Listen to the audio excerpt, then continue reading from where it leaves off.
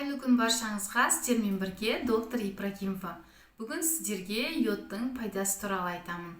Видеоны соңына дейін көріп, лайк басып, каналға тіркелуді ұмытпаңыздар. Егер сұрақтарыңыз болса, комментарий қалдыруға болады. Йод бұл организмге өте пайдалы микроэлемент. Оның жетіспеушілігі әрбір клеткаға, әрбір органға әсер етеді. Себебі әрбір клеткаға, әсіресе қалқанша безіне көп деңгейде йод қажет. Қалқанша безі гормондары синтезі үшін йод өте қажет. Йод жетіспеушілігінен қалқанша безі функциясы төмендейді. Қалқанша безінің функциясы төмендегендіктен метаболизм баяулайды. Қалқанша безі гормондары әрбір митохондрияға әсер етеді. Ал митохондрия энергия көзі.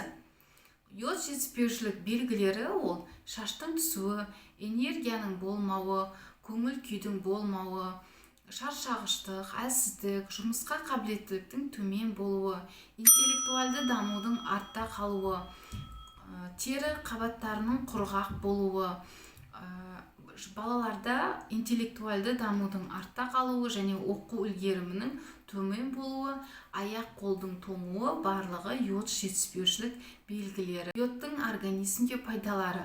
Ол жатырда немесе аналық безінде киста болатын болса, фиброзды кистозды мастопатия кезінде кистаның көлемін кішірейтеді. Себебі организмге ұзақ уақыт йод жетіспеушілігінен киста үлкейіп, түйін пайда болады. Екінші, папиллома, бородавка көлемін кішірейтеді. Үшінші, эстроген доминирование, яғни эстроген деңгейі жоғары болған кезде оның деңгейін қалыпқа келтіреді. Және әйел адамдарда сол себептерін бетте акне болуы мүмкін. Осы кезде жақсы көмектеседі. Көңіл күйдің жақсаруына, депрессия кезінде жақсы әсер етеді. Және операциядан қалған тыртық, шрам, жараның жазылуына көмектеседі. Йодтың профилактикалық дозасын біз тамақпен күнделікті ала алмаймыз. Себебі йод ламинария, моллюска, теңіз балдырлары құрамында өте көп. Бірақ біз бұндай тағамдарды күнделікті қабылдамағандықтан бұл дозаны жеткілікті түрде алмаймыз. Біз қолданылатын судың құрамында хлор көп болғандықтан хлор организмде йодты шығарады. Және қолданылып жатқан тұздың құрамында йод бар, бірақ ол дүкенде ұзақ уақыт сақталатын болса, құрамындағы йод сақталмауы мүмкін. Қазақстан бұл йод жетіспеушілік аймаққа жатады. Көп адамдарда йод жетіспеушілік белгілері бар және субклиникалық гипотиреоз белгілері бар.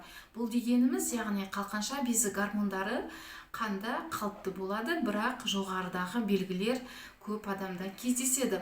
Сондықтан профилактикалық дозаны қабылдаған дұрыс. Йодтың бұл балалар үшін жасына байланысты профилактикалық дозасы 90 микрокилограмм, ал ересектер үшін 150-200 микрокилограмм, жүкті және емізуші әйелдерге 220-250 микрокилограмм. Йод жетіспеушілігін қалай анықтауға болады? Ол үшін қалқанша безі гормондарына анализ тапсыру керек. Егер олар жоғары болатын болса, ол кезде йод қабылдауға болмайды. Екінші, йод жетіспеушілігін патч-тест арқылы анықтауға болады. Ол үшін білектің ішкі жағына 2-5 мм және 1 см етіп 3 жолақша йод жолақшаларын жүргізесіз. Егер 24 сағатта егер бір жолақша жоғалатын болса, онда сізде йод жетіспеушілік белгілері бар. Егер 2 жолақша жоғалатын болса, онда айқын йод жетіспеушілік белгілері бар дегенді білдіреді. Егер сізге видео пайдалы болса, ұнаса лайк басып, каналға тіркелуді ұмытпаңыз.